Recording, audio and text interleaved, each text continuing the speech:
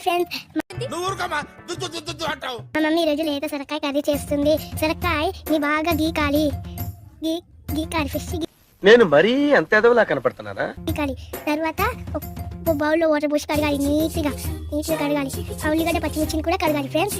కడిగాక mummy ఇప్పుడు కరివేపాకు తీయడానికి వెళ్తుంది ఫ్రెండ్స్. మా ఇంట్లో ఫిష్ కరివేపాకు చెట్టు ఉంటుంది, ఆ స్మెల్ మంచిగా వస్తుంది ఫ్రెండ్స్.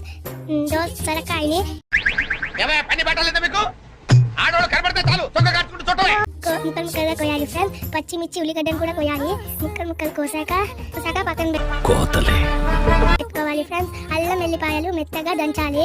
మెత్తగా అంటే చాలా మెత్తగా ఉండాలి, అది స్మెల్ బాగుంటుంది ఫ్రెండ్స్. కర్రీ కూడా టేస్ట్ బాగుంటుంది. వాటిని కడగాలి, మళ్ళీ ఒక ప్లేట్లో పక్కన పెట్టుకోవాలి. పెట్టాక ఆయిల్ వేడి ఆయిల్ వేసేయాలి. పచ్చిమిర్చి ఇంకా కరివేపాకు ఆనియన్ వేసేయాలి. మళ్ళీ మిక్స్ చేయాలి ఫ్రెండ్స్. మిక్స్ చేసిన తర్వాత కొంచెం అల్లం వేయాలి, మళ్ళీ మిక్స్ చేయాలి. పసుపు వేయాలి, మిక్స్ చేయాలి ఫ్రెండ్స్. మిక్స్ చేసిన తర్వాత ముక్కల్ని మంచిగా కలుపుకోవాలి ఫ్రెండ్స్. స్మెల్ అయితే సూపర్ వస్తుంది ఫ్రెండ్స్. మనం కోసుకున్న ముక్కల్ని వేసేద్దాం, మళ్ళీ మిక్స్ చేయాలి ఫ్రెండ్స్. 5 minutes అలా మూత పెట్టుకోవాలి, మళ్ళీ తెరిచి కలపాలి ఫ్రెండ్స్. ఇంకా మళ్ళీ మూత పెట్టుకోవాలి. మళ్ళీ 5 minutes ఆగి మూత తీస్తే కొంచెం ముక్కలు ఉడికినాయా చూడాలి ఫ్రెండ్స్. మళ్ళీ కలుపుకోవాలి ఫ్రెండ్స్.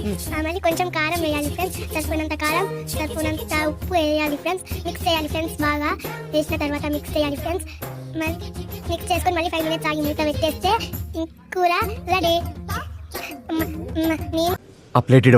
మా చెల్లె, మా డాడీ, మా మమ్మీ అందరం కూర తిన్నాం ఫ్రెండ్స్. అలా అయితే చాలా బాగుంది అసలు. కేక్ ఉంది ఫ్రెండ్స్. మా మమ్మీ కూర టేస్ట్ సూపర్ ఉంది. మా చెల్లి నేను తిన్నాం friends. Bye bye. Please like and share my channel. Subscribe.